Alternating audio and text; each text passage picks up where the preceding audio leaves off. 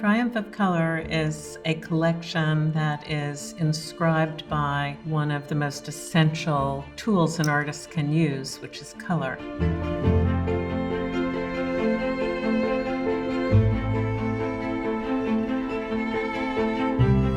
The collection is led by 3 masterworks of Kandinsky. It is incredibly rare to have 3 paintings simultaneously on the market that span 40 years of his art making. The earliest painting of the group is from 1910, and it's called Improvisation on Mahogany, and literally it is painted on mahogany. Kandinsky traveled extensively when he left his native Russia. One of the towns where he wound up in about 1908 was a Bavarian town called Murnau. And here he painted with a dear friend and companion, Gabriel Munter, and it was at the end of this period where he really discovered the key relationship between abstraction and color. This painting, like many from the Murnau period, is a landscape. You can still see traces of the natural world. You see figures under a willow tree, but color in these works is freed from representation. There is a preponderance of reds and pinks, which are offset against many, many beautiful blues. The other thing that's very noticeable about this work is the brushstroke. In the Murnau picture, Kandinsky has given up the palette knife and is using a short-haired brush.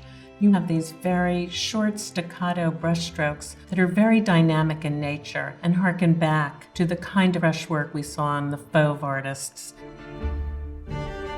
When you look at this painting, you feel something completely different from the 1910 work. It has a kind of fluidity and spontaneity that is akin in a way to watercolor. And there's also a strong graphic element with these short black lines.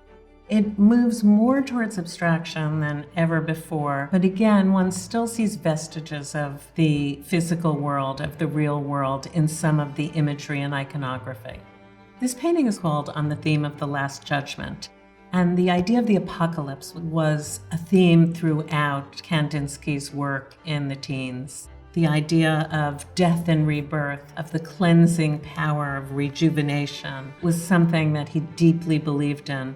1913 is arguably the most important year in Kandinsky's path to abstraction. In just a few short years between the Murnau picture and the Munich picture, you see a tremendous difference in how Kandinsky is handling form. The blockiness of the Murnau painting has disappeared in favor of these very fluid shapes and sweeping lines and a kind of calligraphy. In 1933, Kandinsky emigrated with his wife Nina to Paris, fleeing Nazi Germany, and arrived in a city that itself was on the brink of a war. This final stage of his development was happening in a city where surrealism prevailed. Although Kandinsky himself was never a surrealist, he was very conscious of the work that was going on in Paris at that time. The Rond Rouge is an exceptionally large format oil, painted in very bold colors and bold forms. And of all the pictures, it really has a sense of modernity. And here, the circle is definitely the protagonist of the painting.